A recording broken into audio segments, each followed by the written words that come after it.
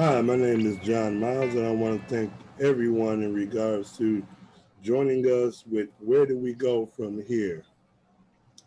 Um, this right here, really a discussion that we want to have with men, especially of men of color, in regards to this year, 2020, has really been a rough year.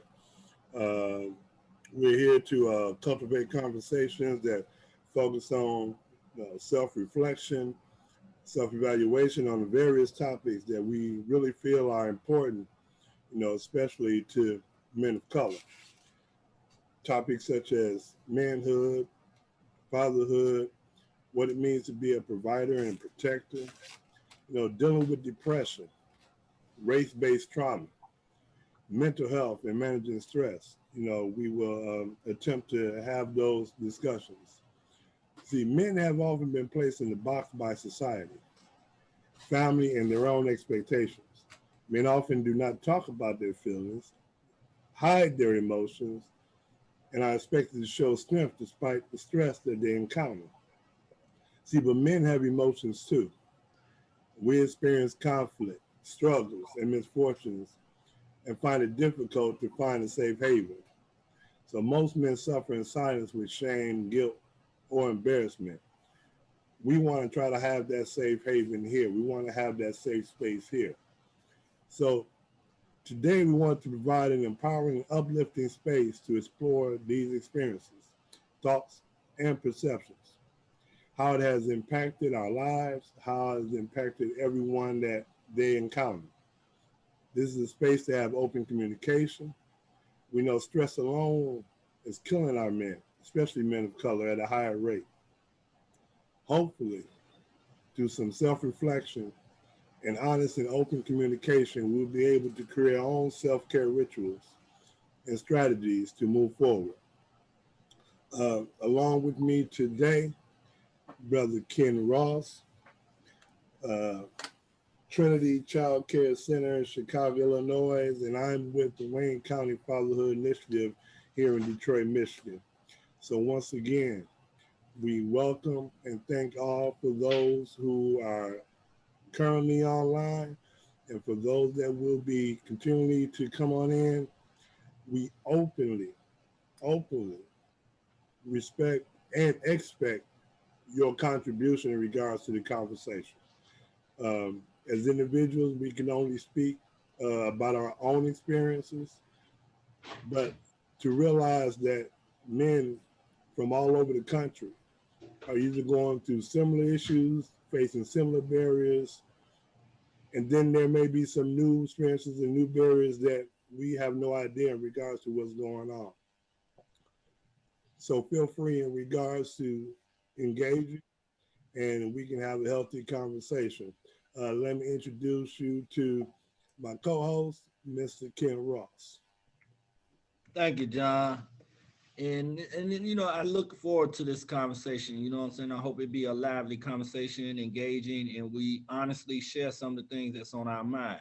This is a platform to give us the opportunity as men to discuss, you know what I'm saying, issues as you stated earlier, John. Sometimes men we have this phobia of not want to express, you know what I'm saying, some of the emotional things that we go through as men.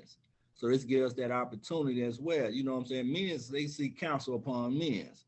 So this is one of the things that I look for trying to create out this venue. And hopefully we can continue this, you know what I'm saying, over the period of time and try to set up an agenda where we start, you know what I'm saying, taking away some functional things that we can take away from this discussion and utilize in our own lives, either as men, fathers,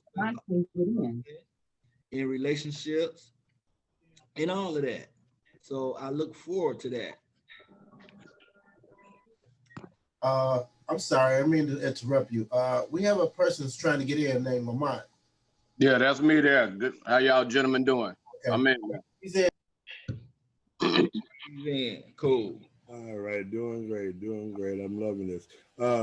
Before we start, I do have a video um, by Van Jones. This happened after the Part of the election was finally finished and completed. I just want to share this with you all for a moment, and then we can really go in from there. Okay. Give me a moment so I can go ahead and hunt it down.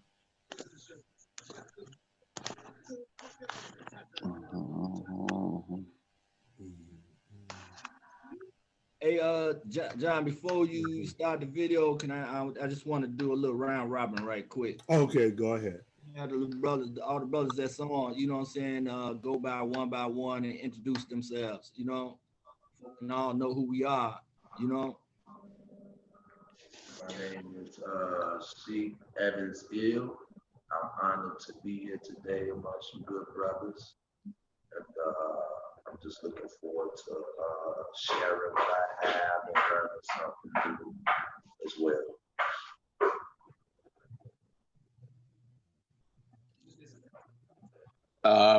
My name is Lamonte Barnes. My daughter, Gabrielle, attends Dean Brooks, and I'm just excited to be here.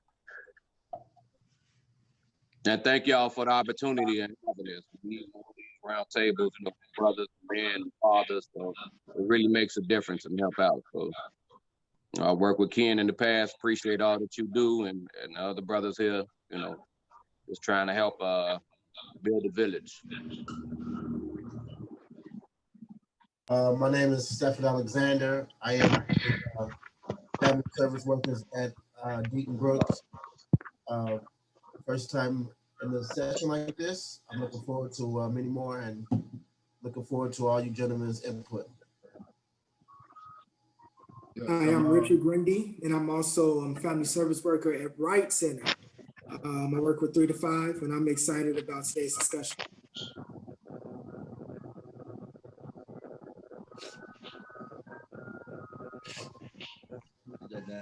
Okay, Mr. Burns, still with us.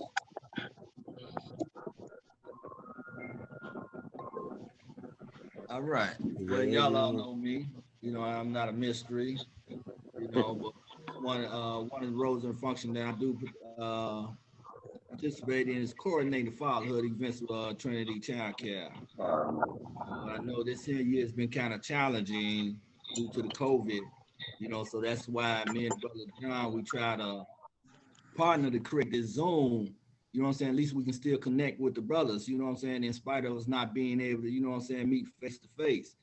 You know, we got to continue to connect with that bond among ourselves, you know what I'm saying, and have these hefty discussions. So with that, John. Yeah, I'm trying to make it to the file. It's not popping up. So you know what? We're not even gonna. We're just gonna go ahead and take it forward. Today, we really want to talk about. We really want to open up and talk about first the dealing with men dealing with the COVID-19 issue, especially now that it's been roughly about 8 months. It really hit us hard, you know, for something so unexpected, to provide a environment of isolation. You know, men of color, we like to communicate face to face up front. We are a physical type of people. You know, when we greet each other, we got the brotherly hug, we got the grip and all of that. Due to this COVID-19, it really pushed us to an uncomfortable environment. One, not uh, knowing how it affected, but where does it come from? What did we have to fear per se in regards to whether it's a difference in the weather, a difference in temperature change, being around certain people? What are the signs that we're looking for?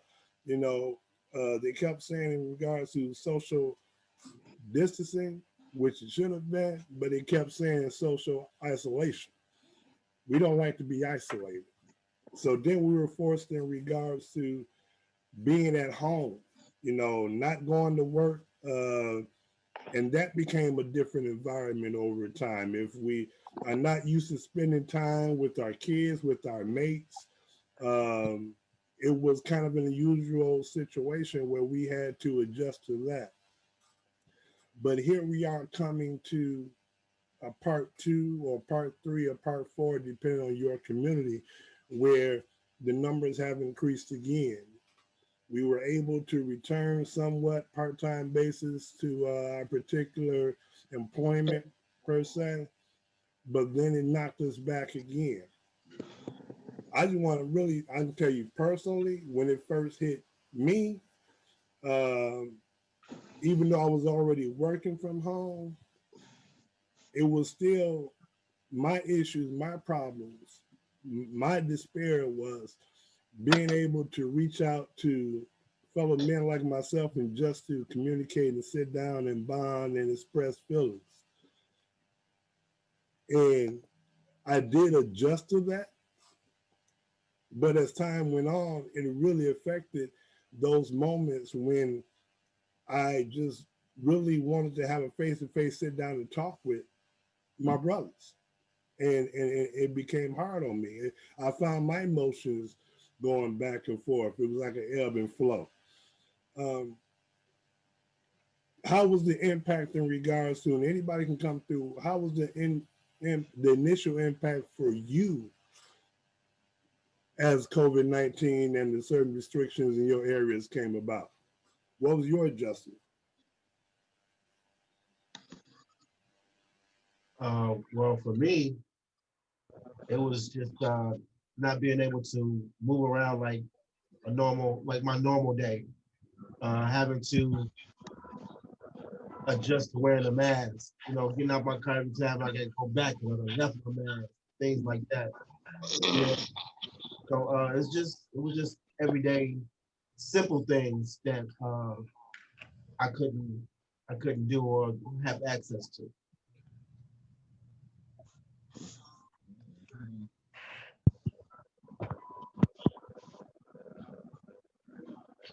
I know it impact me in such a way where, I'm a social type of person too, as you state, John. We like to meet face to face. You know what I'm saying? I like the camaraderie. You know what I'm saying? So, that's one of the ways that have impact me as far as eliminating, you know what I'm saying, the people that I associate with. You know what I'm saying? So, I like to check in on brothers to make sure they doing well. I had to do a well-being check on one of the brothers the other day. You know what I'm saying? Because I haven't been able to communicate with him, so I like let me go over here and check in on him. You know what I'm saying? To make sure he all right. You know what I'm saying? You know, especially like you said, as we get older, you know what I'm saying? We dismiss symptoms. You know what I'm saying? So if we have certain symptoms, we dismissed it. You know what I'm saying? As minor cough. You know what I'm saying? Minor headache, minor fever, whatever it may be, and we do our little home remedies. You know what I'm saying? We don't go to the doctors like that. You know what I'm saying? So, we had to change up how we, you know, this the new norm. You know what I'm saying? And I try one thing that I try not to do is transfer the fields of society, how we adopt the fields of society through this news media outlet. You know what I'm saying? And transfer that down to my daughter. You know what I'm saying? She fully aware at 7 years old. She understand what COVID is. She understand the protocol of wearing a face mask, et cetera, et cetera. But I try not to transfer those fears to her as well as the result of, as how they always estimate how many people died off this, how many people, et cetera, et cetera. So, trying to have healthy conversations with her is a challenge as well.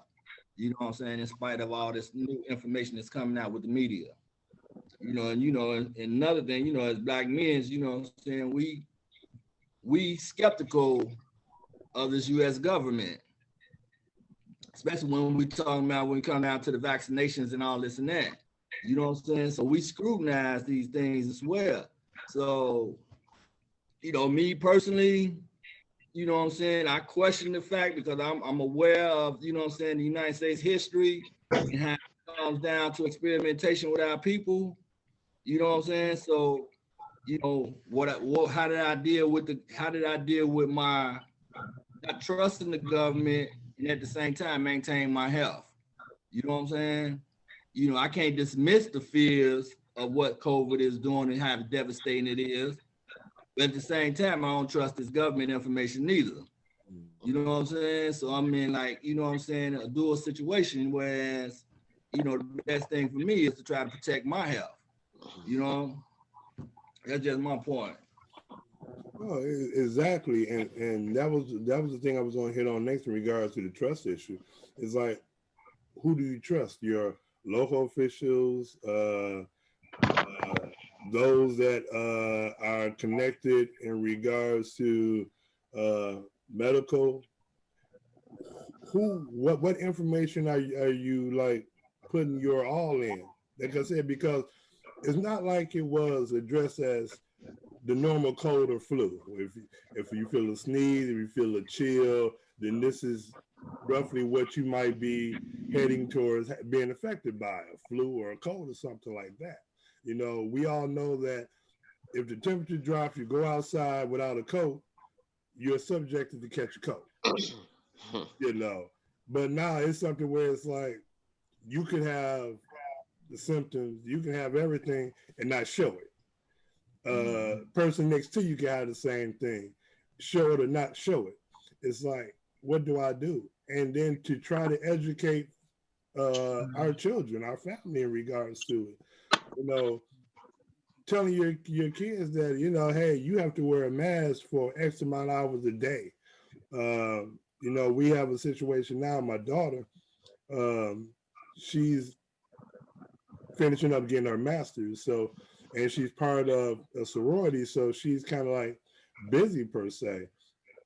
And we are steadily on her in regards to, do you really feel it's safe for you to go to this event? Do you know in regards to the environment that you'll be in, protect yourself? But how does it affect your psyche in regards to, I'm in these four walls 24/7, 7 days a week with no outlet? You know, here I got a car full of gas. It's like, where am I going other than to the store and coming right back?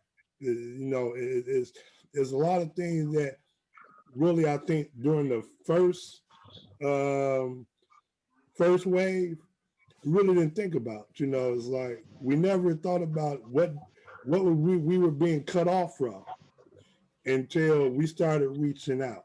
You know, I had brothers that were calling in regards to dealing with friend of the court issues. It's like, now how do I do this? You know, I'm going to the store and I need some items. The shelves are bare. Where do I go? How do I do this? You know, I'm the daylight hours were long during early part of the year. You know, not getting dark until 8, 9 o'clock, and all this sunshine. What do I do? How do I make? What do I do in my time instead of sitting here? You know, there's a lot of things that, as the days and the weeks and the months went by, it was something that we realized that I'm being cut off from. You know, and really, I even dealt with slight moments of depression in regards to just looking around like, you know, damn, you know, I'm used to being out in the public. I'm used to talking with men. You know, I'm not a telephone person. So it's like trying to adapt, you know, it became hard. But now we're in this other way. What are some of the things that we've learned in regards to trying to adapt now?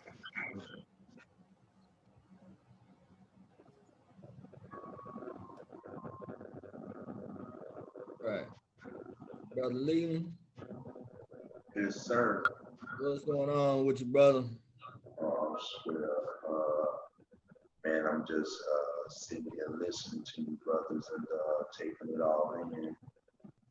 So, you know, as I express my feelings and how I felt at the time of hearing about COVID-19 and what it meant to me, immediately when I heard about it, it invoked the thought in my mind. I was looking on the news in the early 2000s when I believe it was Harvard High School and the University of Chicago and a few other high schools and hospitals back then were doing these drills just in case of biological chemical warfare. And and back then, I remember it was being reported that there was a shortage of masks and things of that nature that we would probably need in the wake of a biological attack. And I remember also that, like I remember when I heard that report, anytime if they're running a drill for it, then that means that we might as well be getting ready for something like that to happen. COVID-19, coronavirus, whether it is what they call it or it's something else, we know that it is something out here harming us, and killing people. But here's my thing. This is not the first time this has showed up. This was we knew this as we under another name, H1N1 or the SARS virus, right? But at that time they would say that it was jumping from an animal into the human, and now this time around it's moving from human to human. But somehow it started from some kind of mysterious animal in China. But however it goes, and this is why we don't trust, because our intelligence gets insulted in the midst of some crap like this. And we as real men, as men who are providers and men who are cautious and aware and men who are protectors of their family, when we hear crap that just don't make sense and add up, we already getting on guard of a government or anybody else that we already weary of. So having said that, we're fighting something here that's invisible. That's already just fearful and have you cautious. It's invisible. It's something that we never saw, had to experience before. And in the midst of it all, what really makes us, I believe, anxious and have anxiety is the fact that our youngins, our children are not listening, really. And we got some old heads that's not out, and I think that they are just dealing with that the best way that they know how. But our job as fathers are to figure out a way to provide them with the kind of knowledge and wisdom that they're going to need in order to fight this in the present day and in the future as we go. That's my piece for that. Right. And we really have to stay focused on that, really. I have a son also who just had his first baby girl, and Right. I still haven't. I've seen she's 8 months old. I've only seen her one time in person, physically, And so as a grandfather, I'm used to. I grew up. I was born in the '60s, so I'm used to a community. Baby, baby is born, the whole family is there, and we celebrate it.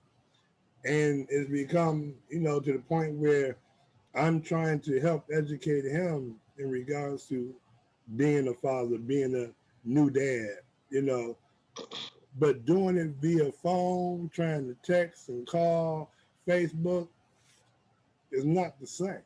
It's truly not the same. And really just trying to help him along the way. It really becomes difficult, even though, you try to figure out a new way, as they say, this is the new norm, trying to help him out, but I'm still struggling, uh, you know, day to day. So, but just like you said before, Mr. Evans, in regards to this is not new. If you notice that number at the end said COVID-19, it's just been different variations. They just tried to add new names to a situation that really, you can say I'm a conspiracist, whatever, something that they've created. Something that they've put out there, and we've seen really in what communities it has largely affected. I even added to the point where it's just a coincidence for something like this to happen during the time when we're having the census count, during the time that we're having the elections. It's like all this happening all at the same time, you know. Mm-hmm. So, call me a conspiracist, but I call it for what it is. That's called a realist. I mean, if you look at it, I mean, it's kind of right in front of your face, so to speak. It had effect. Once again, my name is Lamonte Barnes, but had affected me is how it affected my child. I got a 4-year-old, and seeing her, the psychological level that it had on her, and trying to help her understand and cope with, and hear her cry when it first hit. Those first few weeks, that first month, we was isolated in the house. That was the biggest challenge, and then also just because I work in the field, I work for AT&T, and I go in and out of people's homes every day. So to see the effect that it has on different families, and that these other kids are struggling, with this e-learning, with this, it's and a lot of people just don't have the means or the resources or the finance to do what they're supposed to do. Everybody jumping on the $10 AT&T or Comcast internet thing, right now, and it's just like I said, it's overwhelming. If you just watch it, like I said, to be there, to go in the homes and see what's really going on behind the scenes. We could put on a facade in front out in the streets all day, but the reality is when you come back home, and a lot of people's home, schools and work was their scapegoat, and not just for grown folk. I'm talking about children. And I see what go on, and I just say, if you know someone or family, just reach out, make sure that sister okay, because it's a lot of people out here struggling too. That's the other part. And through the grace of God, my wife worked from home. Like I said, my job's still flowing, but like I said, it's just the psychological part of it with the kids. And that's what's important. I feel like that's what we could come in as men to try to help with those certain situations that's going on. One thing. Thanks for highlighting that there too, because you just mentioned two key important things. And John, you started off by asking the question, how do it affect us mentally and emotionally? You know what I'm saying? Mhm. And one of the struggling part of it is, as the brother just mentioned about that e-learning. You know what I'm Hmm. saying? That within itself, you know what I'm saying, put pressure and stress within the household. You know what I'm saying? It's like you got to go back to school. Yeah. The system of e-learning, the way it's designed, I got a 7-year-old. She got to be monitored while she in class. You know what I'm saying? So if I'm working, that means one of the parents got to alternate Hmm. to be there with her as she going through class. So that puts stress on the relationship, that puts stress within the household, not to mention your child. Their attention span is just like that. But yet, Hmm. the school system, mandated they got to sit in front of the computer for basically 7 hours, you know. So how do people cope with that? You know what I'm saying? How is that affecting your household? How is that affecting your mental health? You know what I'm saying? Dealing even with that particular part. I see, But Lita, see, you got your hand up. Or was that just Yes, well, I was just, but let me just go ahead and address what Ken was just demonstrating. Uh, yeah, definitely. When you consider also, I think to couple with that, that like the brothers say, he works for ComEd and he's in and out of people's homes and their houses, and you may be following all the instructions that they may give you on how to protect yourself when you're entering these homes, but the people in those homes are not, they're not right. addressed into that. And so you live with that fear, with that anxiety that I may Mhm. have to take this back to my house with my children, Exactly. my grandchildren. And that's a stress within itself as well.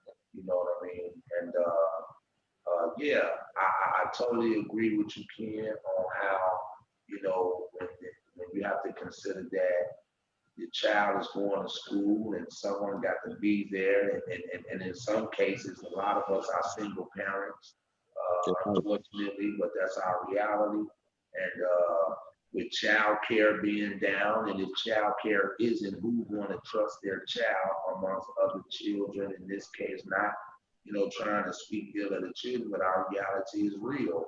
Like you said, their attention span is like that. They're not going to hear all this, not to touch each other, not to be 6 feet away from one another. 6 feet up, and this is interesting to me. If anyone remember, it started out 6 feet social distancing, and then it came back 10 feet social distancing, and somehow we're back at 6 feet social distance. I'm just saying, if the adults are not getting it right, if the so-called leaders aren't getting it right, if the so-called scholars and doctors aren't getting it right, how do we expect our 7-year-olds, 6-year-olds, 10-year-olds who have the attention span, like the good brother said, to do it exactly as it should go? And you want me to send my child to child care if it's available. So yeah, that within itself is stressing as well.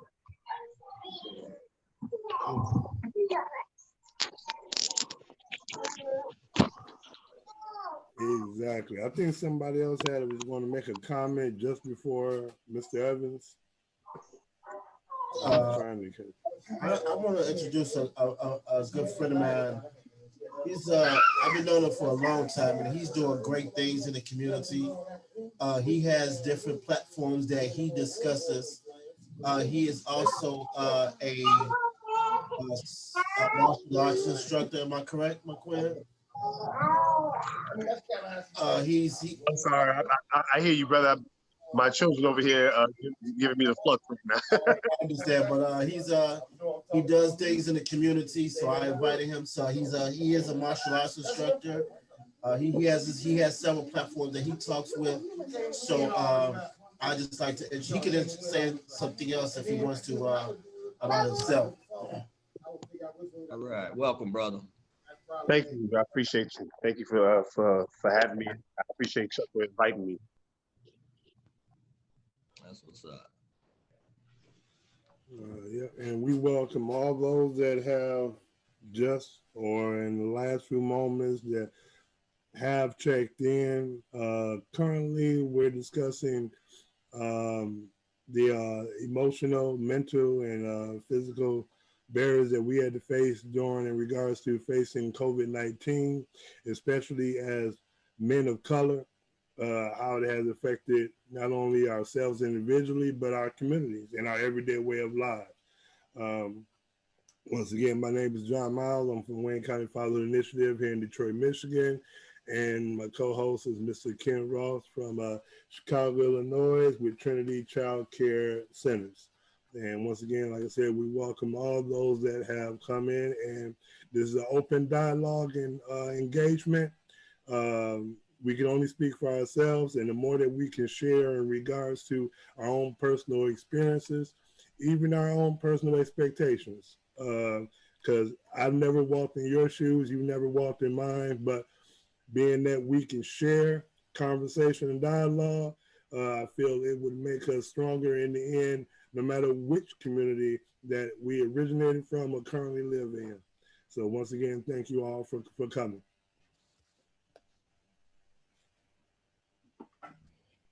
Thanks for having me. All right, cool. So, John, let's move on to some of the other current topics. What's going on as far as the social unrest? We talked about the political issues of the election. You know what I'm saying? So, that's a high anxiety within itself. You know what I'm saying? Dealing with the Trump situation, and then you got the Trump supporters. You know what I'm saying? That exemplified. You know what I'm saying? The social injustices all across the country. At the same time, amplified, you know what I'm saying, that used to be at one point covert racism, but you know what I'm saying, they got a platform, now it's overt racism, you know what I'm saying? So, what y'all thoughts in regards to that as Black men in America? Well, I don't see it right. So a lot of people, we see the racism, but the fact that 18% and hate is now diverse. It's no longer just a Caucasian thing when 18% Black males decided to put their vote next to that, right? And we have to take a look at the gangs differently, right? They call theirs or groups. Yours is gangs, negatively impacting consistently our culture. For me, it's for us to, in my opinion, I believe we truly have to begin to lead on a bigger magnitude. One, you still have the issue of murder in our own backyard. It's another area that we most definitely must lead in because murder is impacted by fatherlessness. The other area I believe that we have to lead in is not putting ourselves and stating this fact. We say this, and I think it's true.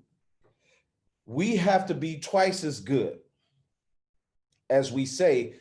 To me, you should want to be twice as good in order for us to establish the type of legacy that we need to establish for us to erode the perception that we are average. So in that case, it's time we take the lead on diversity. We've always been open to it. We've always welcomed people to the struggle of all cultures. We have been blind to the economic part of that, and it's time we take the lead on all of that. And what I mean by that is no need of you being apologetic, and don't just settle for being average, because the system, if you just settling to be part of something, it gives them the room to remove you as well. So for me, that's what I've chosen to do. That's what I'm doing, and being unapologetic about it across the board. I'm Black, I'm great, I lead, I do, I live.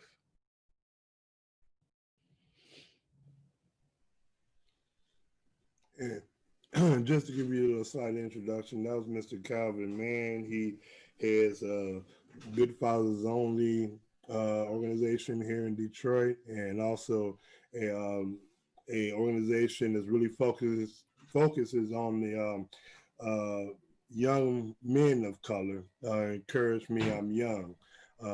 He's a very influential fatherhood facilitator and advocate here in their community, and he also has a current push in regards to advocating youth who in regards to suicide, and how the suicide rate has increased in regards to our young males here in Michigan, whereas and also as nationwide.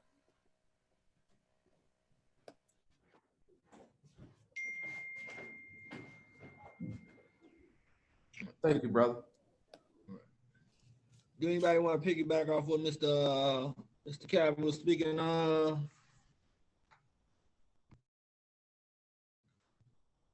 He did raise some interesting points. You know what I'm saying? I think I heard about, you know what I'm saying, creating our own, economical platform, dealing with the internal, crime within our own community, you know what I'm saying, addressing it at, you know what I'm saying? Because I think, we nullify our movement, you know what I'm saying? We talking about, you know what I'm saying, social justice on a national platform, yet we ignore what's going on in our community. We nullify you know what I'm saying? We nullify the bigger picture. We nullify that movement. You know what I'm saying? Because it seems like we tolerate, you know what I'm saying, what's going on in our own community. So we'll march, you know what I'm saying? If police shoot one of us, well, you know what I'm saying, this black on black crime in our own community, you know what I'm saying, we silent to it. What's our position on that? As black men. I'll come in regards to that because it's funny. Growing up, I grew up here in Detroit. One of the toughest communities was like the Jeffrey Projects, and growing up. And for me to experience things, we had back then, it was the Big Four, which were police officers that basically just went around and they were freely allowed to do whatever they wanted to do. Come, they can chastise you, question you. There was no questions asked. But from going from there, we had always looked towards certain individuals to be the face in regards to speaking up for the things that we were experiencing on an everyday level. Uh, Sadly, we've come to a point where even though we've gone through this for years, now we have the ability through technology to capture moments right then and there to where it's like, okay, over these hundreds of years, this certain culture, this community has been out there saying, hey, this is what is happening to us. This is what's going on. This is how it has affected our ability as a man trying to raise a family, trying to educate our children uh, in different ways compared to other communities. We a lot of us probably utilize in regards to teaching our kids how to drive. We got to give the additional rules in regards to where to place your hands and when to stop, how to answer questions when you are basically being questioned by law enforcement, how not to be aggressive when you talk, which for us, we're trying to teach our kids to be assertive when you talk, but having that fear, having the fear in regards to when your child walks out the door, when you see them again, when you be getting a phone call saying, hey, either the child has been arrested or your child is down at the hospital. You know, we've come to a platform now where it's like, okay, we have these young groups, which I really appreciate, and that are out there marching, and doing it in a way in regards to not looking for a central leader. It's like, let us lead, let me tell you what's going on, and doing it in a way where they're being understood. Now, on the back half of that, we've had other groups come in to try to piggyback off what we're trying to do. It's like we have some groups that think it's a game in regards to our livelihood. Our everyday way of living is like we just trying to survive. But as Calvin Man touched on, why is it that we, as people of color, have to look at our son when they are first born, and instead of giving them that positive support to say, you know what, it's always going to be a battle, but I got your back, I got your support. Instead, we put our own kids behind the 8 ball by the first thing we tell them is going to be twice as hard. You got to be 2 or 3 times better. We're already giving them in regards to, dude, you just might not make it. I'm letting you know, if it's me and I was giving that speech, I'm already walking into the classroom saying, I don't need to be here. Because as soon as anything in regards to my grades or attitudes or whatever starts to drop, I become just another statistic for a black male that's not going to make it. And I'm looking at the person next to me, who's probably white, and saying, you know what? It doesn't matter what I do. You can do average, and you're going to get pushed through. I'm going to be looked at as a failure. So it's hard, and we've tried to let a country know just how difficult it is in regards to for us to be respected as everyday individual, as a citizen per se, for us to be respected because we're men of color and we deserve every single right as everyone else. So, if I may, something that I helped start here. I'm in Chicago. I'm in Bronzeville, um, and we have every night a community patrol of black men that go out and we patrol the neighborhood. We don't get involved in everything because we don't necessarily have the resources to do such, but that which that we can intervene in or we can deter, we do. It's a matter of one when it comes to us as and our people, especially being a black man. It's a matter of identity. It's something that we've struggled for a very long time to be to have a certain level of identity, to be seen with a certain level of respect. Our manhood has been is they the opposing forces have tried to strip us away from our manhood and our identity for years. And so the thing that I believe in, that I was raised with, that was given to me, was extreme ownership. So you can't tell me I cannot protect my own neighborhood. So going back to that whole piece of the community piece, you can't tell me I can't protect my own people. No one can tell me that I can't protect you unless you tell me a twin don't protect me. But as your brother, I stand in a certain light where I take it upon myself, a certain level of responsibility and accountability to look out for you and your family just as well as I look out for me and mine. That's where the village comes in. That's how community is. That's what we should be built upon. Ultimately, everything that I hear that all the brothers have talked about today and that I continuously hear about, especially from us as men, is ultimately it's about security. How do we take back that which is ours, and how do we maintain it, and how do we control it, and how do we set the narrative? And that is ultimately the conversation that I'm hearing, which goes back, of course, to the whole piece of identity. Who are we? What are we? And what are we looking to do? And then how do we do it? And so, and for me, I believe in that's just a matter of just, and I know this is easier said than done, and just stepping up. I found a group of black men, it's a small group of men, but we go out every night. And it was a struggle to find these men.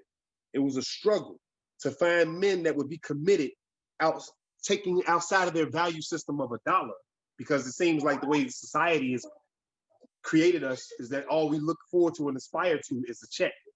To take away from that and to see the value of us is us, and it's not necessarily the dollar. So to say we're gonna go out every night and patrol our neighborhood like we're security without having to get a check for it speaks values, that I'm willing to put my safety at risk to make sure this elder gets home safe, to make sure that this sister gets home safe, to make sure that we can either be a deterrent or prevent some drama from happening on our block or our neighborhood before it enters our front door.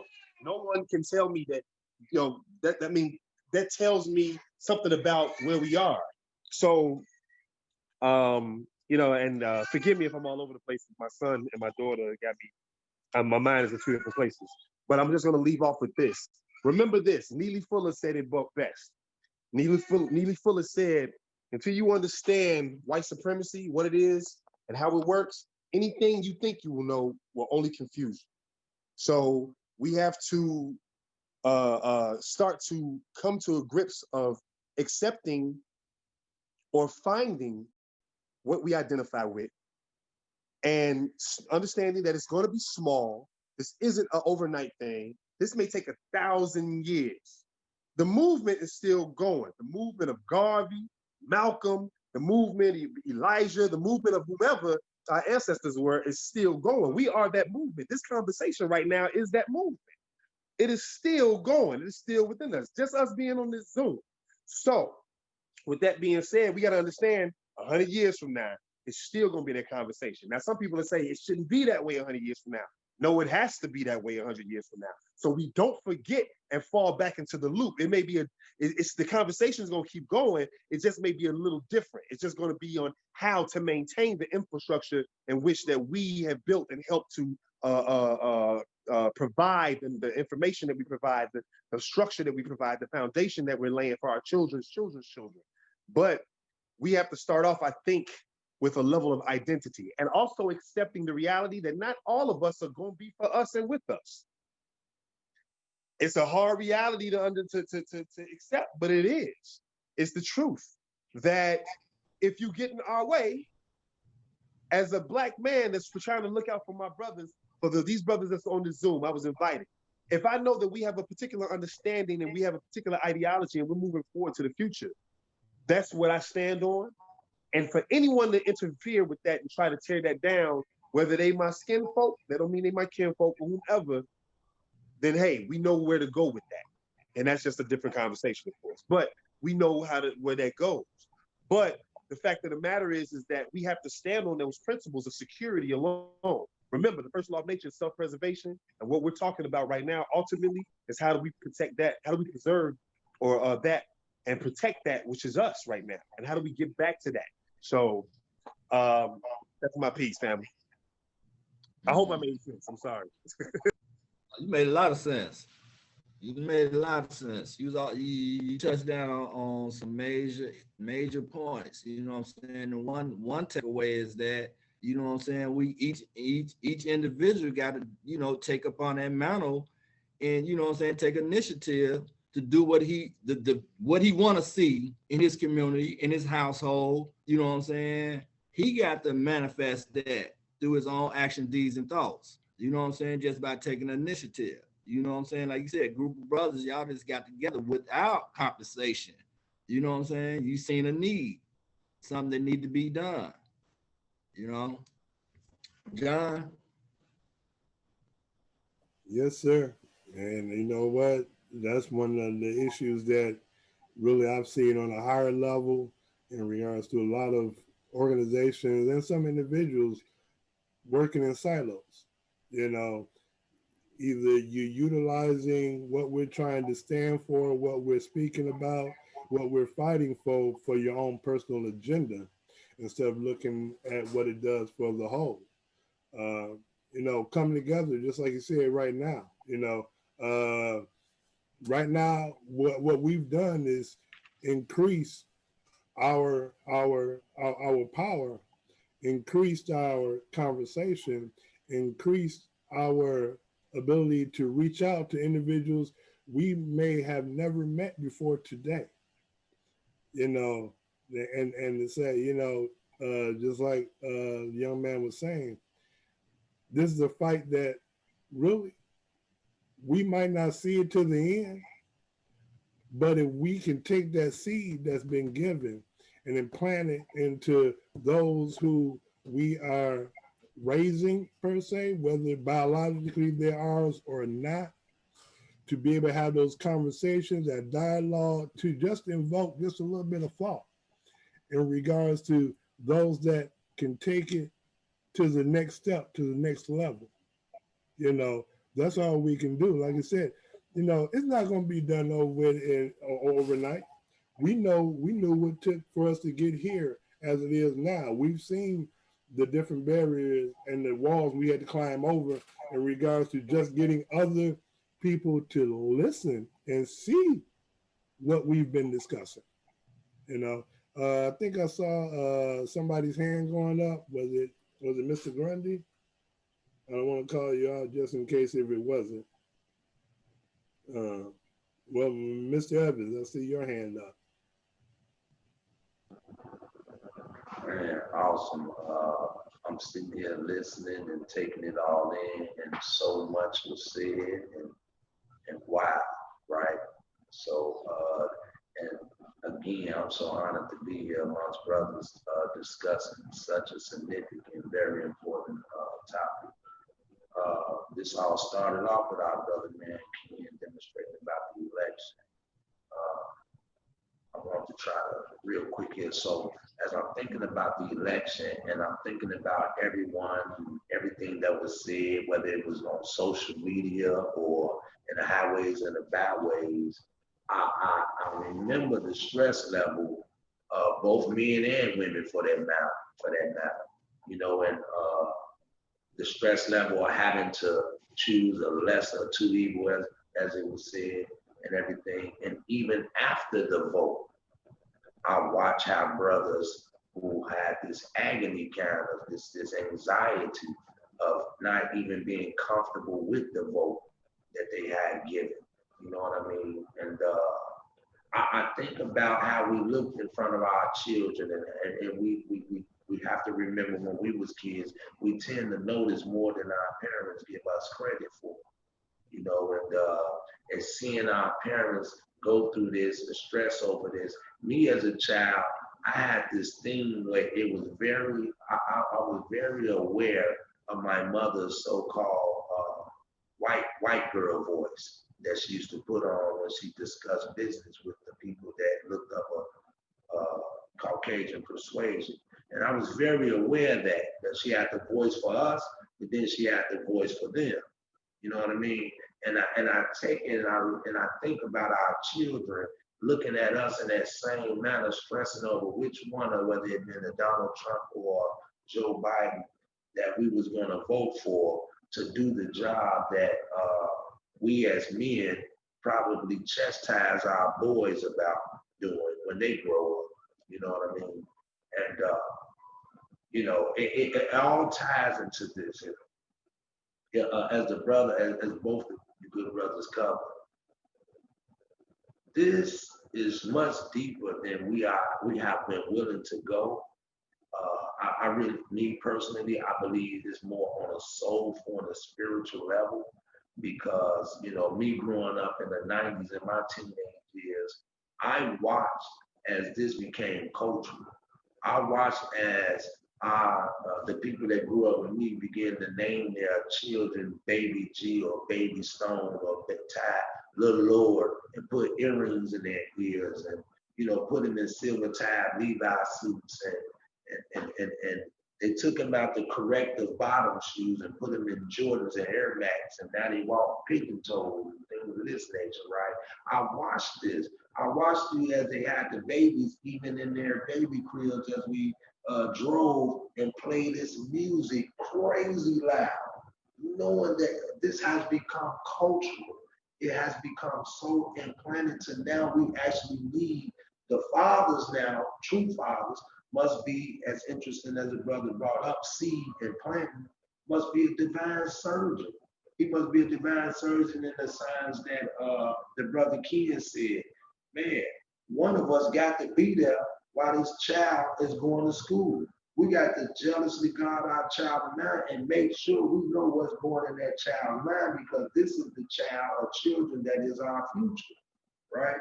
And so as fathers, as men, even from a spiritual point of if you recognize a God of your consciousness and recognize this God is planting this seed and we're planting the seed and then nature, I think of a father and the sign of a farmer or agriculturally interested even, you know what I mean? One that tends his garden and makes sure that no snakes or serpents get in there, the wrong things versus the right things, basically, right?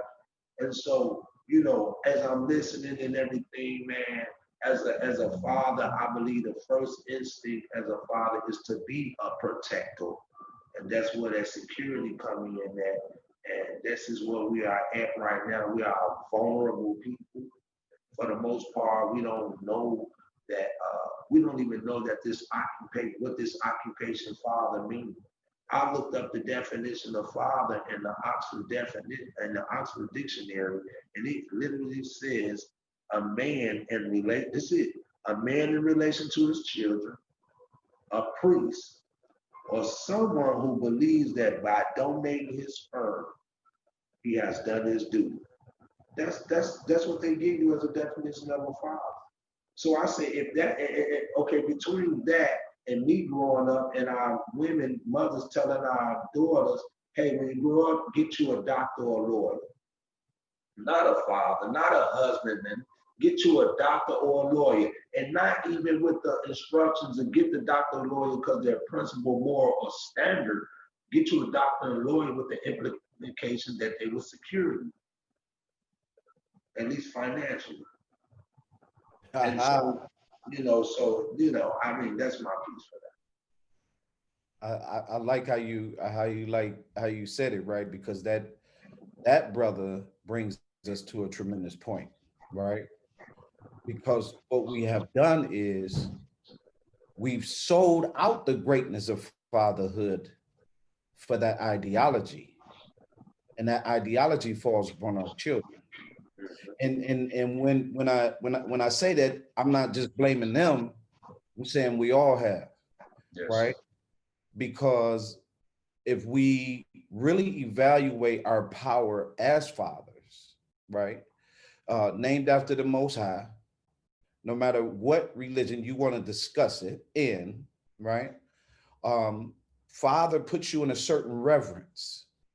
Where we're coming from as fathers is we're coming from a perspective, as you were just speaking on, right, in preparing our kids, our boys particularly, right, to just exist in the system.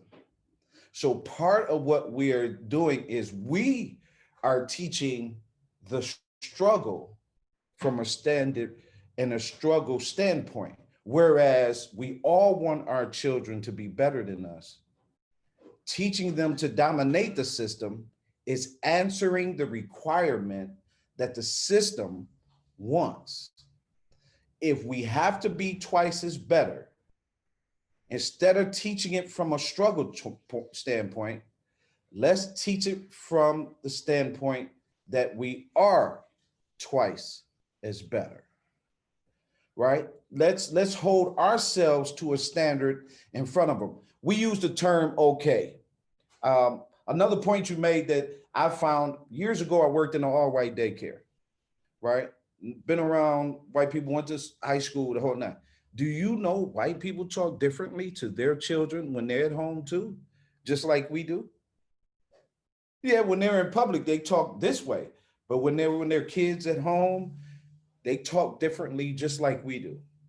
They take off the persona just like we do. We refer to talking as white instead of providing the articulation for the system to move and work for us, right? Some people call it role playing, right?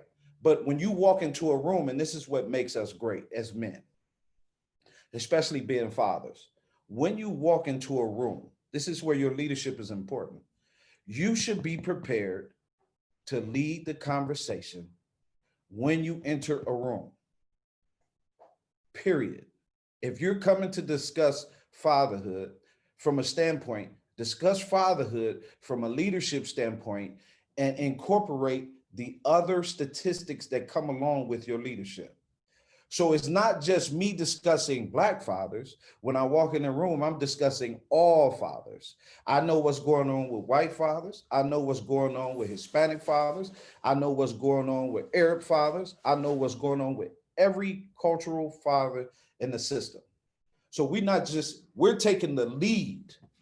For me, it's no longer about me. I am the struggle. You see what I'm saying?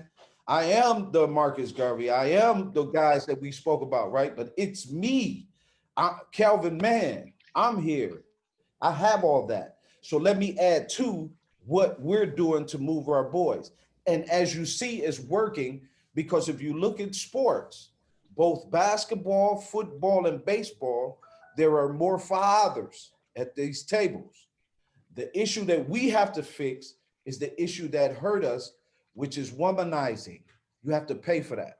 If we can move away from the pimp player concept, womanizing, and turn and replace that with father, son, family, growth, legacy, right? And push that back, we can determine the change that is actually happening as we speak. So it's on us to grow that, to move that needle, right? I'm not waiting on nobody to come in and save me. I'm not waiting on that.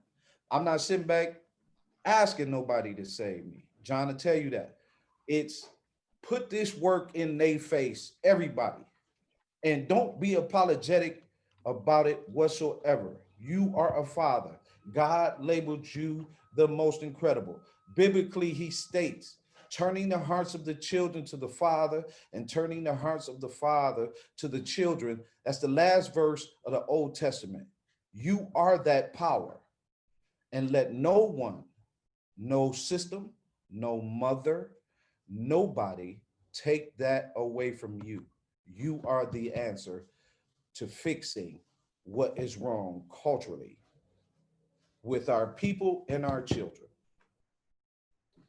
Mr. Evans, you raised your hand. Yes, man. So wow, that was awesome, awesome, awesome. I'm just sitting here. As the brother just demonstrated that awesome measure about the fathers and our children and how we relate. I was sitting here looking over my notes, and you know, father, it takes on the energy of a husband, right? And as I was looking at this husband, or what originally was husband man, again, it brought me into the energy of an agricultural or a farmer and one who tends his garden all the time, daily and nightly.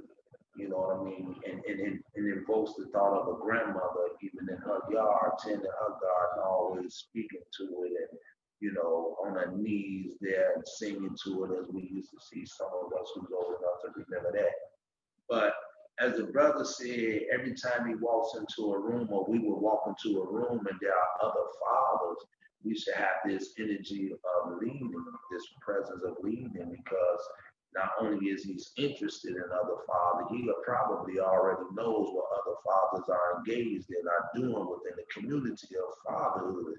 I thought that was very interesting because, again, in the energy of an agriculture or a husbandman and fatherhood, then we have the father or the husbandman being interested in the economy of things, the economy of the community that's around him and that surrounds him and his family. And then being interested in the economy of things as it relates, he will be interested in other fathers and their trades, their import, exports, their production, or whatever it may be, you know, and how that even will affect him and his children in their community, you know. And so in this case, I believe, see, again, we need to really get down with our youth on what it is to be a father and what that really, that true meaning is, and how to demonstrate that in life. Because when we look at it in that case of being a farmer or created in the image and likeness of the God of your consciousness, then it's a whole nother perspective. I believe it will cause a paradigm shift. That's my piece. You got it? So yeah, I had a question, and I appreciate that. I appreciate both of y'all. Y'all have said some very key important things. So my follow-up question was this here. I was just thinking, because Brother Leland, you and Brother Cam, y'all mentioned some. You mentioned one thing, Leland, about the cultural, you know what I'm saying, warfare. Then Kevin, you mentioned how to counteract that by taking on that manner of, you know what I'm saying, speaking from authority.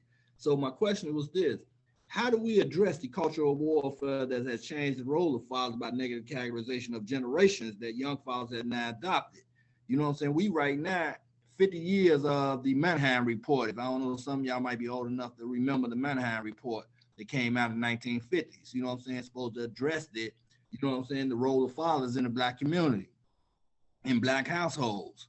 You know what I'm saying? So it's supposed to give out certain solutions or whatever, you know what I'm saying, which Congress is supposed to adopt certain measures that how to address, you know what I'm saying? But the way they addressed it was to create a system that systematically changed fathers' role in households. It continued to create that divide.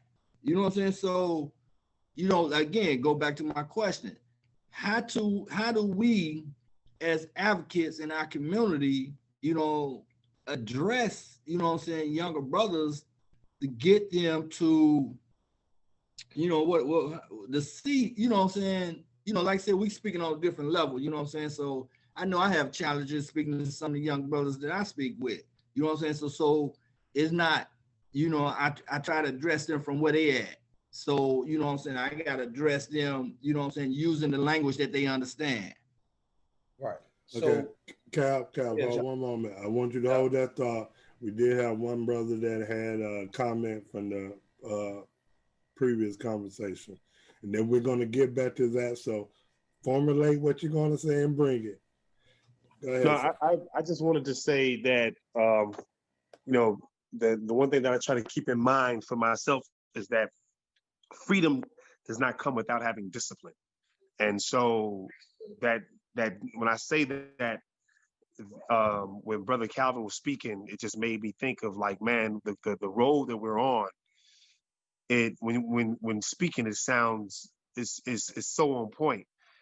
But the questions of the how, like Brother Cross just said, that's the difficult piece, and the discipline that I have to maintain in order to come up with those answers and not get discouraged because I can't find those answers at the very moment does not mean that there's not an answer, but to stay on the path and that an answer will come and I have faith in that. And so it just, just wanted to salute Brother Calvin for his words because it just made me think of that. And then Brother Cross came with another strong question that made me be like, man, so and this is the type of conversation that I personally believe needs to be happening weekly because man, it's not a lot of these conversations I don't come across that often. So I just wanted to go ahead and say I really appreciate that, and I appreciate y'all words, man.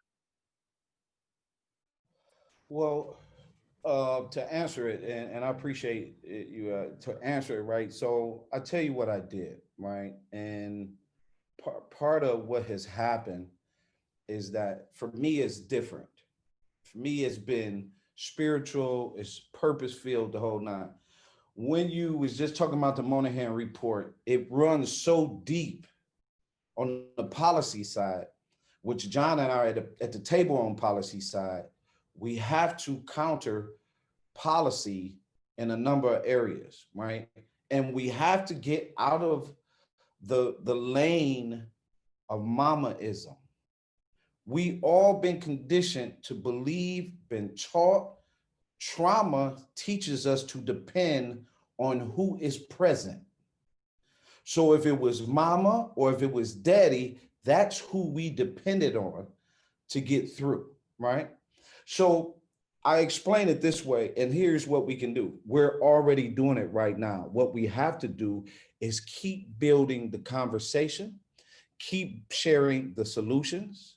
Um, um, I would love to have you guys on. We did a Mail Monday on our podcast, right? Keep sharing the information intimately. We don't always have to tell the system what we're up to.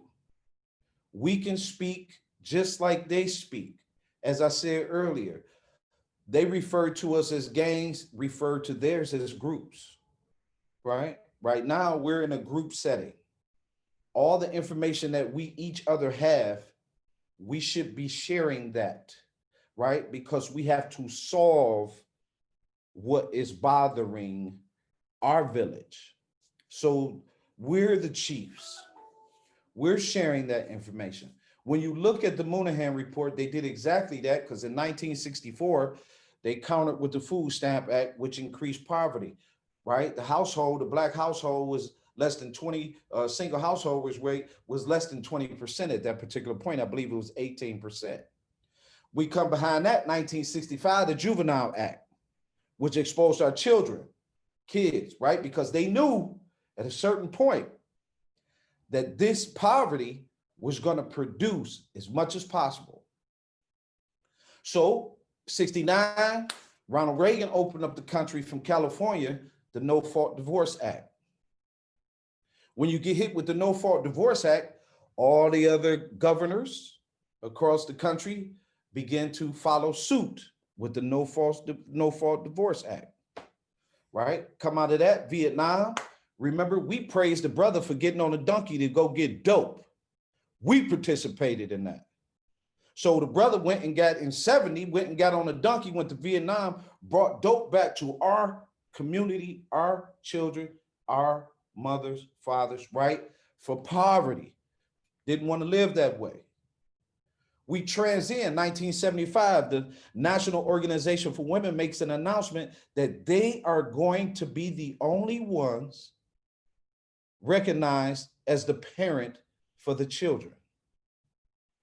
Today, we have marketed fatherhood, right? Hustled fatherhood, right?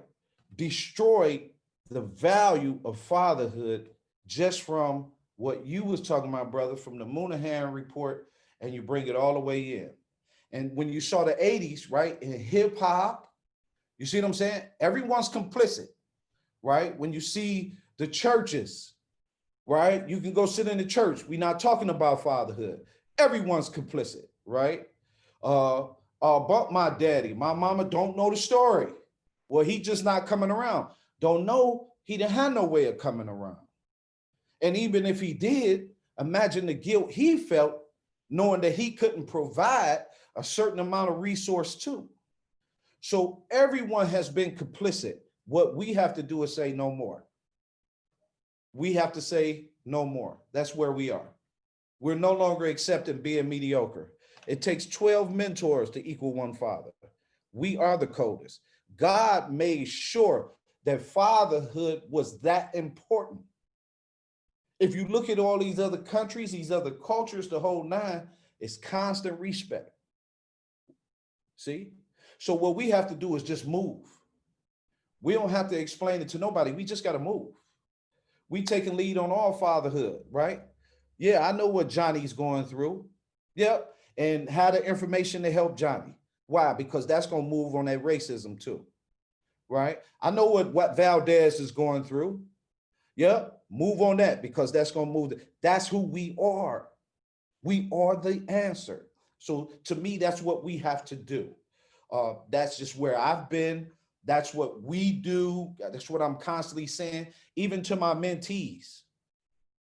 My mentees, one of my big boys, when they asked him, he said, what is it that you do that makes you such a leader? We are taught to take leadership. He's on his way to University of Michigan. I want 10 cities, 10 chapters, right? All we have to do is teach. I don't have to teach the struggle. I can teach domination. I can teach leadership. I don't have to teach you the struggle. It don't take much for you to see the struggle. I can teach you domination. And that's what we have to teach. We no longer have to teach the struggle. It's already in your DNA.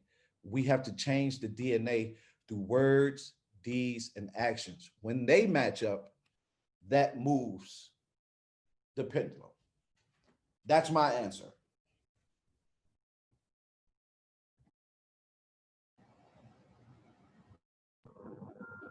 As I step in, bro, uh, obviously I'm in total agreement with every brother, man, and this obviously works because all of us already come with our soul sort of soft. We're not dealing with no dirt.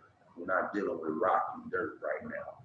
And that's what we will have to deal with when we're dealing with our youth right now. We're not dealing with we have to be tillers of that soil, right? Tillers and toilers of that soil, right? And having said that, again, this is all mental for me. It's all in the mind for me. It's all spiritual, and the signs of spiritual wickedness in high places. So having said that, we cannot approach this as we have been approaching this, thinking that it's going to be this one answer that's going to just knock it out the park. I believe that we have to have a circle D, all of the above approach to this is what we have been missing. The wisdom is in understanding when to do A, when to do B. It's not that A, B, or C is wrong and this one is right. All of them are correct. The wisdom is in understanding when to inject them and who to inject them, I guess, into, for lack of a better word or expression right now. In that case, what I'm saying is this.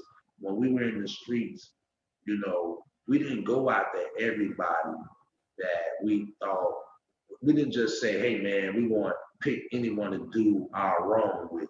When we was into doing crime and being criminals, I guess, we didn't just choose anyone. We were prejudiced and biased about who we chose and who we was going to do whatever with and who we was going to call our buddy. And we have to we can't romanticize this. We romanticize it too much in the case that we think it's about saving everybody. And everybody just don't want to be saved.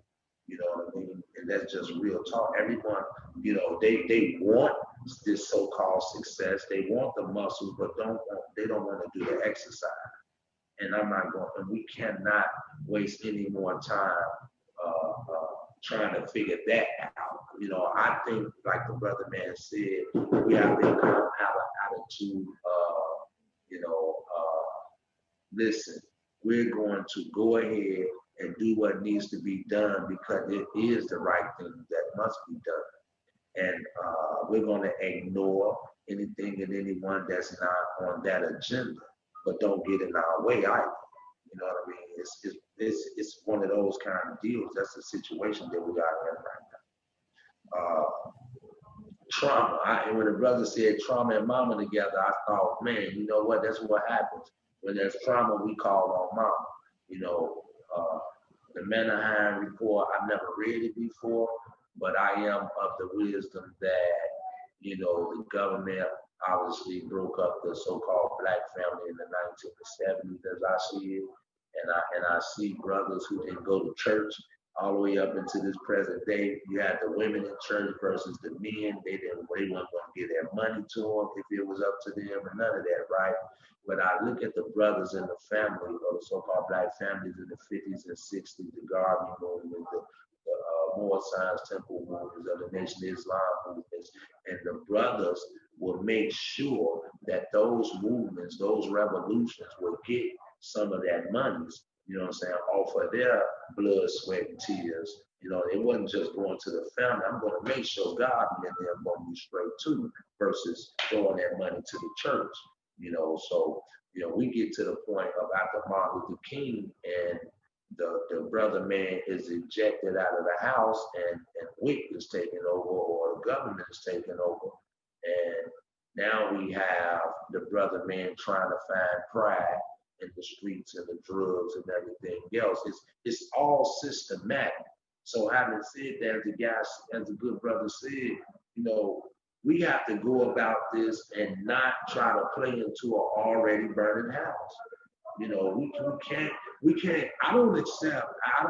it's true or not, it just never made sense to me when Harry Belafonte, our honorable brother, demonstrated about Martin Luther King being worried that he integrated us into a burning house, and the answer to that being, we must become firemen and put it out. It just never sat well. Now, whether that's true or not, that's another conversation. I'm just saying this, in this case, that if it's an already burning house, I'm not trying to no longer integrate in it. I'm not no longer trying to work with a system that's not just, has not worked with us. It's been proven over and over again. Having said that, we must go full steam ahead. Like you just said, as men, we have gotten together, and this is what we must continue to do. And anyone that gets in the way of that, we as men, as fathers, as protectors, we will address it accordingly.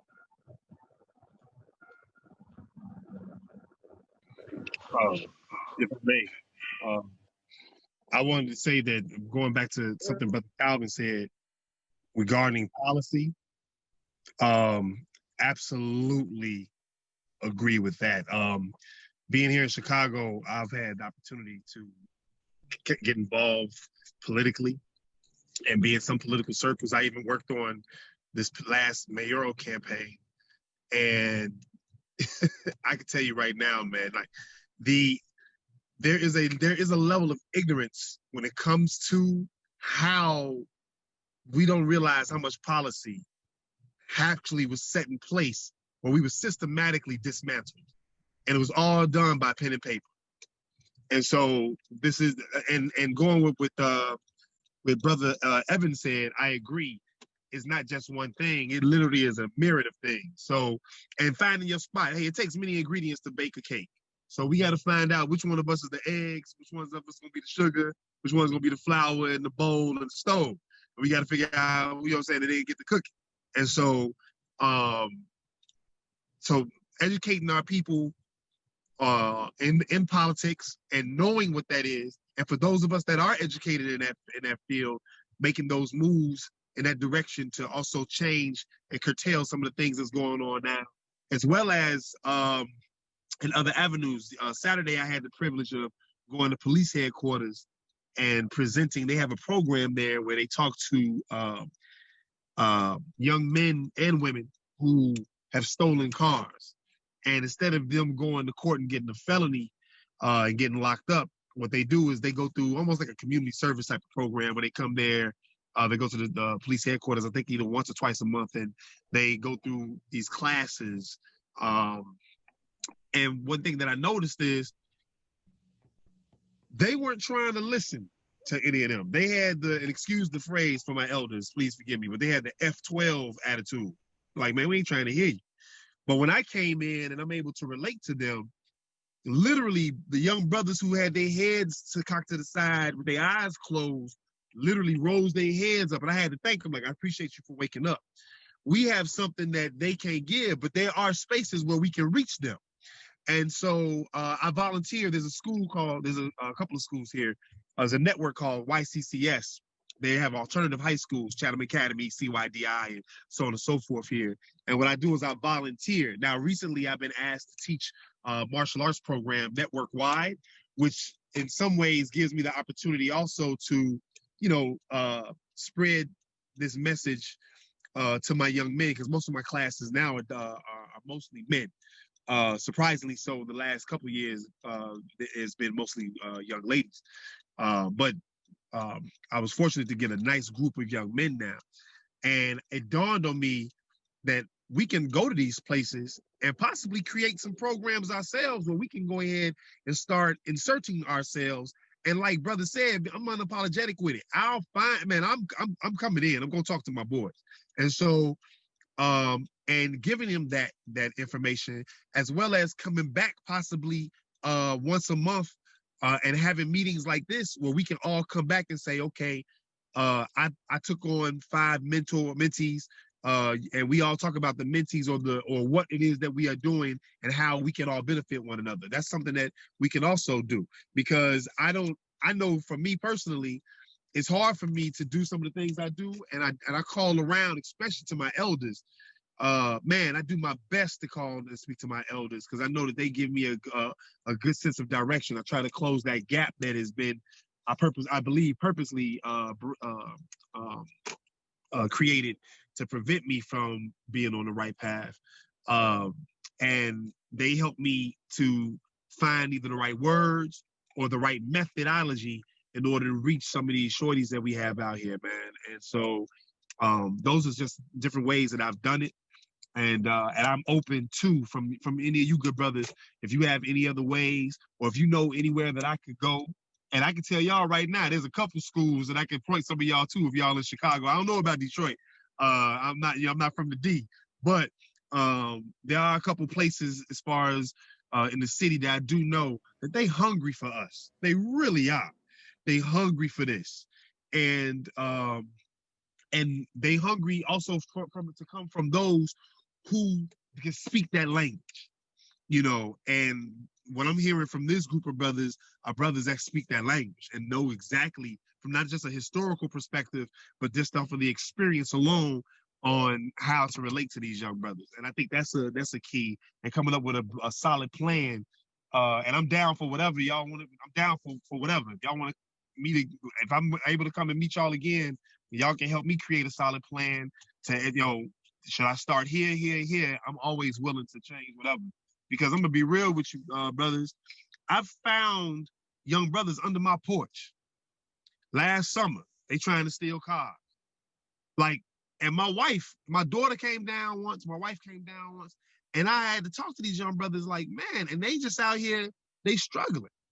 And each time I've talked to one of these young brothers, the thing that they said most was, don't nobody care, ain't no opportunities, ain't nothing. And each time I've talked to them, and I've had to remind myself, I'm a Star Wars fan. There's a line in there that says, you're going to pay for your lack of vision. And then I try to give them those jewels in which that was provided to me from my elder. Man, Chuck, he on here. Chuck helped raise me. Stephen Alexander. He helped raise me. Yeah, I'm used to calling him Chucks, y'all. But he did. I could have been out here on some knucklehead stuff. But through his experience and being an older brother to me, he helped raise me and put me in. Now I'm in a position where I'm able to get that back. And what I'm saying is that I am here to listen to any one of you brothers that can give me that guidance to go out here and to continue on doing that. Because this ain't about money. This is about survival. This is literally about, the wealth is in us. This ain't about, none of this is about us. So, that's how I see it. I just see it a certain way. So, yeah. So, any of you brothers got any suggestions for what, in any orders, I take them. I appreciate you for creating the perfect segue for the last 30 minutes, which is, where do we go from here? We've been we've been separated from whether it's our own personal beliefs, whether it's individuals or movements that we deeply believed in. Society has created enough negative reaction, pointing to little bitty things to sit back and just say, you know what, I knew that person wasn't perfect anyway. And I think that's probably our problem. We're looking for that perfect person, that perfect organization, that perfect spiritual belief, that perfect church, whatever the case may be, and say, you know, I believe in this. We all have our faults, you know. So who do we bring to the table? We're here currently, but who do we bring to the table? I want to add something. My background is we don't really have to get into it, but it is to where I feel that our young guys, I don't see anybody in here under 30. So that's our problem is because these young guys don't even consider themselves men until you either disrespect them or they want to go get some liquor or anything that's a negative type of vibe. They don't want to consider like, see, this is a forum, and I put it on my Facebook page. So for the younger guys who don't even, like I said, want to consider themselves men for knowledge or men to better themselves, it's always like, oh, I'm not a man, or you know what I'm saying? They want to put their chest out when you come at them wrong, as opposed to in a positive way. Yeah, I consider you as a man still, not just in being negative or just because you're 18. Once you become 18, you are a man. You know, legally at 21, but at 18, you are a man. So don't just think that you're a man just for negative things, but because, like I say, I wish it was more of the younger people because that's how we get more entwined and that's how we get things to move and change. Because we all have our knowledge and our past history. You know, and I really think Quinn is the youngest one out of all of us. You know, and it was a group of us that he was really the youngest out of all of us still, but we had different things coming from different areas that he picked up on, and you know, still to this day he'll call me for advice or anything, and so that's just how we have to have from our elders who are willing to give the knowledge to show these young guys that that positive being a man is a good thing too. You don't have to just be, oh, I'm a man, you know what I'm saying? You can't talk to my child like that, you know. So that's where I think we should start. Well, it's an area we can, and that's just trying to get in tune and in touch with our younger guys, you know, because we all got we've been there. You know what I'm saying? Like that statement that I used to always question my mama. I already know what you think. Whatever you think about doing, I already done did it. Like, you know what I'm saying? Okay, what I'm thinking that. You know, so we done been there. So, and that's the way we got to share it. But we're going to find a way. We're going to find a way. I totally agree with you on that, 100%. I found my son, me and my son having those same conversations. It's like, you know, I know where you've been, you know, and conversation that they have today is like, oh, the time is different. It's like, what makes it different is really you have a better path in regards to reaching knowledge, accessing it, and utilizing it due to the technology that you have, but you're not utilizing it. If you are, you utilizing it to your advantage in regards to, hey, for everything I can bring up, you can bring me 50 points to support what you're trying to say, and I can bring another 50, and we still at a stalemate. You know, like I said, bringing those younger individuals to the table, uh, that's what is needed. Well, that's what is really needed. And from what I've heard from them, they just want to be heard. We provide the table, we provide the plates. Dude, the food is here. Come sit and enjoy and partake. And please, in regards to, you know, give us your thoughts. Because when I can say here in Detroit, I have an auntie who's like 99. And when it came down to participating in the walks, She honestly said, baby, I done been there. Okay. I support you from here, but now it's your turn to go out there. It's your turn. Mm. That's you just put up a challenge. You just made a challenge. So I know we anticipating doing this again. You know what I'm saying? So that's the big challenge for it's 9 to 10 of us on this Zoom to bring in one young person for the next Zoom. You know what I'm saying? You know, I accept that challenge. right. I accept You that know, challenge. that's what's up. You know what I'm saying?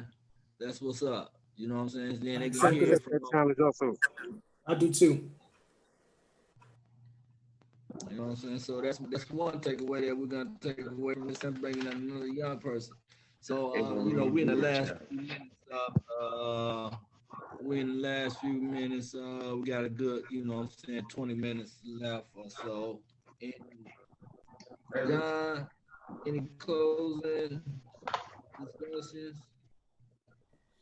Well, if anybody else really has a point that they want to make, we do have Mr. Evans. Go ahead. I want to chime in once more.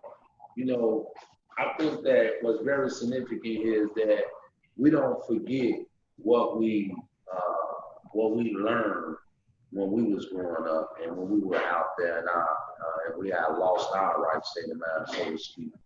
You know, that we went through that experience for a reason. You know what I mean? And today we could say that it's a degree, it's a notch under our belt. But I used to tell guys all the time, don't forget what you learned out there. If you used to break into apartments, so to speak, then bring that talent with you. I challenge you now to learn how to break into minds, into hearts. And instead of taking something out, I need you to put some good stuff back in there. That's a talent that you learn. I just want to show you how to put a different energy on it and utilize it for a better reason, right? And so, having said that, what I'm getting to is this. Sometimes, and in this case, it's not about bringing them to us. And you could not get me in no church. You couldn't get me in no mosque. You couldn't get me in no recreational center unless you was telling me it was a party and some big butts was going to be there or something like that. But I'm not going. You understand? And now, and that was sort of the agreement. I don't go to the church, and the church don't come into the streets. You understand? So having and because guess what? That was the problem. We could always smell when somebody was on some was a phony on some crap versus a cat out here talking. What's the difference between this man and this woman telling me to stay out their house and stay from around their house versus Mr. Hutchinson next door who didn't want us on his grass and in the most disrespectful gang banging, whatever you can call, will honor his word versus the ones who dib and dab and get on their level as they friends and things of that nature. You know what I'm saying? Or yell at them from versus coming to them. This is our situation and circumstance. As fathers today, we have to be doctors without borders. I don't use that term loosely. We first are doctors. We have to be doctors without borders, and we got to get up close and personal with our children, you understand, and let them see we authentic, we genuine. And I'm willing to put, this is the case, this is the times we are in. I'm willing to put my life on the line to save yours, bro, or sis. Because right now, I just left the streets. I was just homeless 2 years ago. You know what I mean? I've been healing since. So I was out there, and I never knew, no one could ever told me there's that many homeless little brothers and children out there sleeping in garages and cars and foreclosed houses and things of that nature. I would have never known there was that many little brothers and sisters on crack cocaine. I just did. You know what I'm saying? I was very naive to that fact. But when I was out there, I stopped a few things that could have happened, right? Not a lot of things, not everything, but I did stop something. But you know who I had the most problems out of? The so-called adults. It was not the children. They was listening. It was the so-called adults who was wondering, what you doing up? Get on away from here. No, you shouldn't be here. Don't worry about them. Leave them alone. You know, just worry about the ones down there. And I'm like, they hear you. You know they hear you, right? We act like our children are germ or disease, or we help one child to the detriment of another child, and we think they don't know that or see it smell. They discussing it, bro. So today we got to have an up close and personal approach. We can't be squirmish about it, because let me see you squirmish about touching my disease. Let me see you act squirmish about my sickness, and like you ain't been sick before. You know, and that's it. That's my piece right there, man. I'm just so glad to be here and let this continue. This is cultivating the soil right here, man. It all starts here. Peace. Thank you, Mr. Evans. Hey, I totally understand where you're coming from. Anybody else have any response to that, or had any last words that they want to say?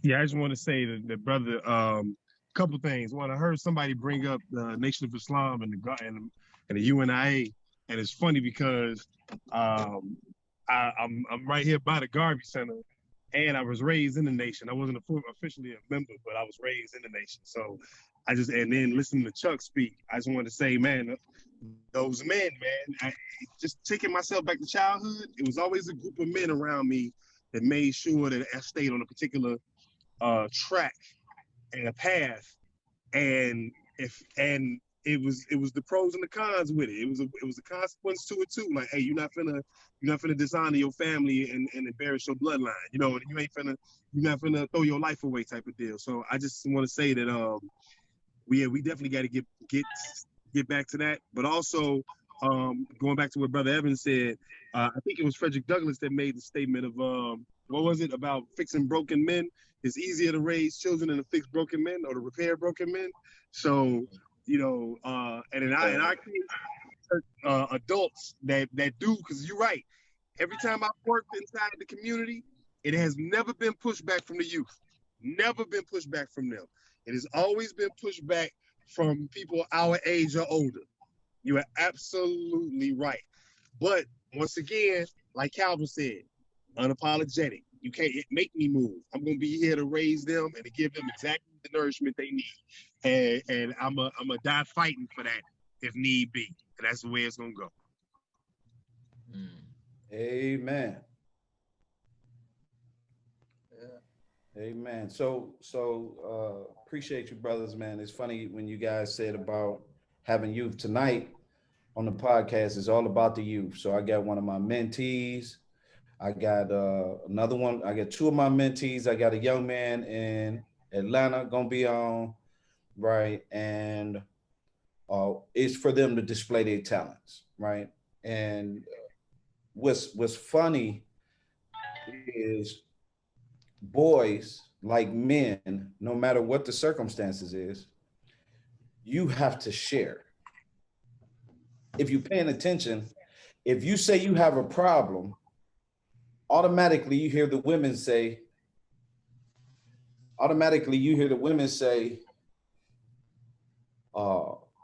me too. You ever notice if you say, well, I got an issue with so and so and so and so, they say, me too. Right? In that scenario, that scenario means you don't necessarily have, the Me Tooism. You don't necessarily, you can't, you got to always have to explain yourself. You can put a post on Facebook and you can say this, and right away it gets infiltrated by women. So you can't have an issue where it's just your issue. You can't say, oh man, we need to be better. We get so and so and so and so right away. They right there. Why? Because just like the system, they don't want to circumvent what they think they have in charge. So they feel like they are ahead of you. We feel like we are behind them because of this dynamic. Like he just said, like I just want you guys to take with you. Uh Lead, man. I You can be mad at me all you want to. My wife always say to me, you're a man's man. Me, I'm just saying that we got too many issues without men. If you can't appreciate with men, you need to shut the hell up. That's just my opinion. Uh, that's the way it is, you know. But we have to take those steps. And I appreciate this as well. And we have to pour into each other. So I love you, John. I love you, my man, with the class, the brother that was speaking, Cross, Galaxy. I love you, fathers, because believe me, if you wasn't present right now, Mark Quinn, thank you. If you wasn't present right now, murder would be triple. Suicide would be triple. That's what our children are experiencing just because they don't have a you. So I'm telling you, when you get up, walkway, it's just like even our t-shirts, right? People, when the boy was shot in Wisconsin, shot in the back 6 times, found the hospital, I sent the whole package to him. Good fathers only, wristband, everything. The day he came out and spoke, first time he spoke, he had that Good Fathers Only wristband on Twitter and everything, right? This is what we have to do because we can't allow, even this is why we got to talk more to the community anyway, because we're killing fathers. You're taking away fathers. See, we didn't see the value.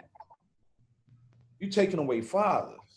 Oh, 21-year-old shot and killed so and so. It turned out he's a father of 3. 27-year-old father. We turn out he's a father of 5. A 46-year-old at the grocery store. We turn out he a father of 6. Gardner, he was a father. One of the worst sounds I heard years ago was when a 15-year-old screamed out on TV, "I need my daddy," after he was killed. See what I'm saying? We have to fight our way. So that's what I want you to take away from this whole thing. Just really, and let's look out for each other, man, because that's really what it's all about. Kevin said your podcast is tonight at 6:00 on Facebook. Podcasting, yep. How we find it? Yep, you look up the fan page called Podcasting, right? And then you can look up my personal page, Calvin T. Man. You will see me in the window. Calvin Man on Facebook. It's a round head brother. I'm a round head brother for y'all that can't see. I'm sure. Is it Calvin T. Man or just Calvin Man? My Facebook is Calvin Man. Okay. Cool. That's what's up. That's what's up. You know, just like the brother Quinn would say, man, you know what I'm saying? We all the ingredients, man. We represent all the ingredients, man. You know what I'm saying? You know, our struggle is so diverse. You know what I'm saying? The issues are so diverse, but you know what I'm saying? We all represent one side of those issues. You know what I'm saying? We have a solution to those issues, you know? And like I said, you know what I'm saying, in order, you know, this cake ain't gonna get baked as, you know what I'm saying, in 24 hours. This is a generational thing. And like Brother Quinn said, this discussion gonna be held, you know what I'm saying, 20, 25, 50 years from now. You know what I'm saying? You know, same, you know what I'm saying, table around settings, you know what I'm saying, might be different issues, you know what I'm saying, but we got to deal with our current issues in our current time, you know, and it's diverse issues, you know, but we represent the solutions. You know, we represent the solution, man. Our challenge is to get other brothers to answer that call. You know, taking on that initiative, do certain things within their own household, their community. You know, because you know, I look at things this in perspective. You know what I'm saying? Our households ain't nothing but a minute part of the whole. You know what I'm saying? You know, that whole nucleus starts at the household, then that community, from that block, you know what I'm saying, to the larger community. You know what I'm saying? Change got to be affected from those little smaller, you know what I'm saying, minute settings. You know what I'm saying? We represent that change. You know, that's from my perspective, man. And it's been a pleasure to listen to you, brothers, man. You know, and I'm glad to meet you, Kevin, Quinn. You know, I know the rest of you brothers. You know what I'm saying? But I'm glad to meet you too. You know what I'm saying? Y'all share some very important information. You know what I'm saying? And this is what this network do. It gives us the opportunity to see there's like-minded brothers out there with us. You know what I'm saying? It's just we just got to start networking within our own circles. You know, start networking, sharing, partnering. You know, I would never known Quinn. I would never known Quinn if he was down in High Park doing that. I know the brother Leland. He out there. You know what I'm saying? He working game prevention. You know what I'm saying? Now I know the brother Calvin what he do. You know what I'm saying? So you know what I'm saying? We got brothers, you know, that we don't know that's out there putting in work. You know what I'm saying? Making a difference, making a change. You know. Yes, sir. That's me. Well, I want to say I'm truly humble in regards to this coming together. Me and Ken, we met a year and a half, 2 years ago, outside of our own personal environment, which is, you know, you never know where your blessings is coming from until you get it. You may ask for a lot, but then something else comes your way, and then you look at it like, you know what, there's a purpose for this. I appreciate all you brothers who joined in today, whether it was for the whole entire session or for a moment. As you say, this is only a beginning. Me and Mr. Man, we go back quite a ways, but it took that initial meeting, that initial greeting, that event to bring us together, you know, to start having this conversation, having these dialogues. And really it started in regards to looking at our young adults, and let me take that back, our children who at 13, 14, 15 were already considered to be fathers before they considered to be a man. Right. You know, and so we were looking at those issues, you know, for quite some time. But it created the dialogue. Just like here, we've created this dialogue. And between myself and Mr. Ross, we're going to continue this. And we're going to do our best to expand it. If it's just us, I'm not going to look at it in regards to disappointment, because before there was just us, as you said, there was no justice. So, hey, whether we can take it a whole nother level or just making sure that we talk about what's out there and acknowledge it. We can't hold a blind eye to it no more, you know, so we have to get it out. We have to talk about it. So once again, for this show, how to be better men, where do we go from here? How to be better fathers, how to improve our community, our families, our own personal well-being. You know, we're going to continue this. I appreciate everybody today. Have a great weekend, even though I know it's Monday, but we know we're going to try to make this a short week. But have a great weekend, a great holiday, and we will be submitting the next flyer for the next time real soon. Mr. Ross, once again, he's representing Trinity Child Care Center. I myself, Wayne County Fatherhood Initiative. Mr. Ross from Chicago, and I'm from Detroit. Mr. Ross, any last words before we go? Yeah, I look forward to seeing y'all again, man. Enjoy y'all holiday weekend. You know, we got a couple of days in this work week. You know, then you got, you know, a 4-day weekend. So enjoy, be safe. You know, keep your family safe. You know, and I'll see y'all the next time. You know. So, go Seahawks. Take care. God bless. Peace, brothers. Honorable brother. It was nice meeting you, brother. All right. Everybody take care. Bye, everybody. All right.